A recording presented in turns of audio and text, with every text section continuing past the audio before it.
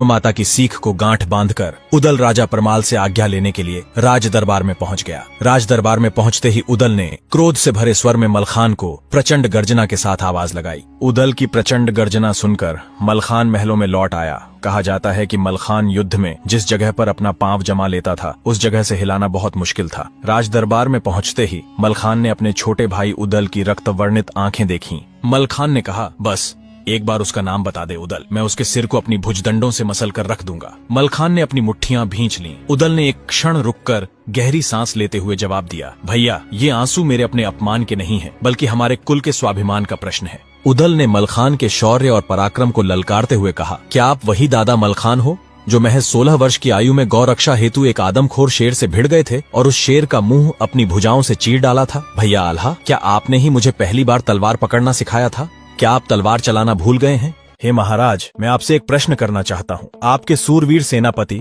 जिन्हें आपने कभी अपना भाई कहकर संबोधित किया था, दक्षराज और वत्सराज की खोपड़ी आज भी मांडवगढ़ में बरगद की डाल पर टंगी हुई है। वो रायकरिंगा पिछले 16 वर्षों से महोबा की जवानी को ललकार रहा है और हम केवल कायरता ओढ़े हुए चुपचाप बैठे हैं महाराज। उदल ने राज्यसभा में गरजते हुए कहा, अगर मैंने मांडवगढ़ को खोद कर उसमें धान की फसल न बोई तो मेरा नाम भी उदल नहीं। उदल की वीरोचित बात सुनकर राजा परमाल ने बड़े आश्चर्य से कहा, उदल, अभी तुम्हारी उम्र छोटी है, तुम नहीं जानते मांडवगढ़ की दीवारें लोहे से बनी हैं, वहाँ तो देवता भी जाने से डरते हैं। उदल ने प्रचंड गर्जना के साथ जवाब दिया, कैसी बातें करते हो महाराज, एक क्षत्रिय का धर्म है अपने राष्ट्र के लिए युद्ध करना, आप बात करते हो उम्र की। राजा साहब, 12 वर्ष की आयु कुत्ते की होती है और 13 वर्ष सियार जीते हैं। यदि क्षत्रिय का बेटा 18 वर्ष से अधिक जी जाए तो धिक्कार है उसकी जवानी को। उदल की विरोचित बातें सुनकर सभा में उपस्थित बड़े बड़े सूरमाओं की भुजाओं में बल आने लगा। एक योद्धा ने कहा, उदल सही कह रहा है महाराज, महोबा जी तो रहा है, लेकिन कायरता ओढ़े हुए हम यहाँ बैठे हैं, जबकि मांडवगढ़ में बैठा रायकरिंगा हमें खुली चुनौती दे रहा है। हमें इसका प्रत्युत्तर अवश्य देना चाहिए महाराज।